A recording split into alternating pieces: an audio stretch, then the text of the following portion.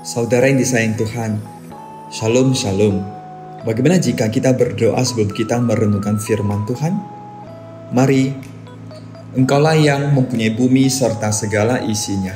Bahkan seluruh penghuni bumi adalah milik-Mu. Siapa yang boleh naik ke atas gunung-Mu ya Tuhan? Siapa yang boleh berdiri di atas tempat-Mu yang kudus?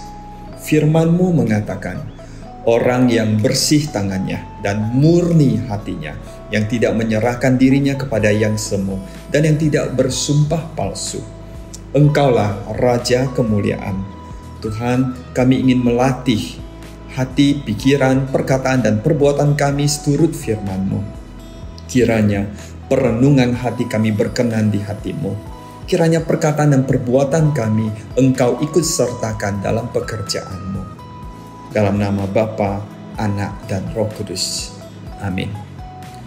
Apakah saudara menunjukkan sikap hormat kepada atasanmu padahal hatimu sedang kesal, bahkan membencinya? Apakah Anda menunjukkan sikap sopan kepada kolegamu padahal Anda berpikiran jahat tentangnya, menggosipinya, mengharapkan kejatuhannya? Apakah saudara memberikan hadiah kepada sahabat-sahabat Anda sambil bersungut-sungut di dalam hati? Yesus Kristus di dalam Lukas 11 ayat 47 hingga 49 mengajarkan. Ia berkata, "Celakalah kamu sebab kamu membangun makam nabi-nabi padahal nenek moyangmu telah membunuh mereka.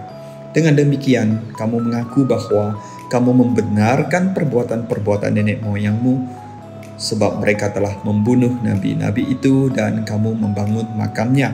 Karena itu hikmat Allah berkata, Aku akan mengutus kepada mereka nabi-nabi dan rasul-rasul itu akan mereka bunuh dan mereka aniaya."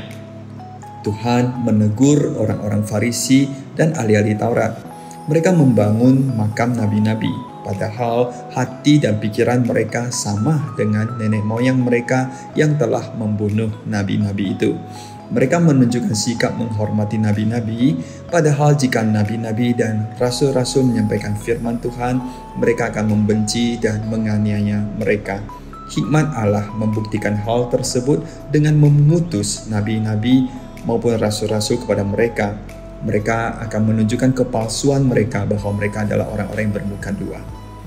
Apabila kita mau memeriksa diri di hadapan Tuhan, Dia akan menunjukkan kepada kita siapa kita sesungguhnya. Apakah perbuatan baik kita lahir dari hati dan pikiran atau hanya merupakan sesuatu yang dipaksakan supaya terlihat baik? Apakah kepedulian kita sejalan dengan hati dan pikiran kita atau hanya demi terlihat peduli? Saat ditegur Tuhan, orang-orang Farisi dan ahli-ahli Taurat menjadi marah dan mencari cara untuk menjebak Yesus serta menangkapnya berdasarkan sesuatu yang diucapkannya. Di saat ditegur Tuhan, apakah kita menjadi kesal dan marah terhadap Tuhan? Atau kita memilih merendahkan hati dan memperbaiki diri? Apakah hati, pikiran, perkataan, dan perbuatan kita tersinkronisasi dengan baik?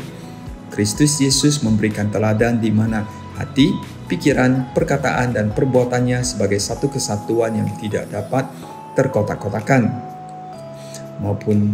Maukah Anda mengikuti teladan Kristus, menjadi orang yang berkenan di hati Allah? Kiranya Tuhan memelihara hati dan pikiran saudara dalam damai sejahtera-Nya. Shalom, sampai jumpa.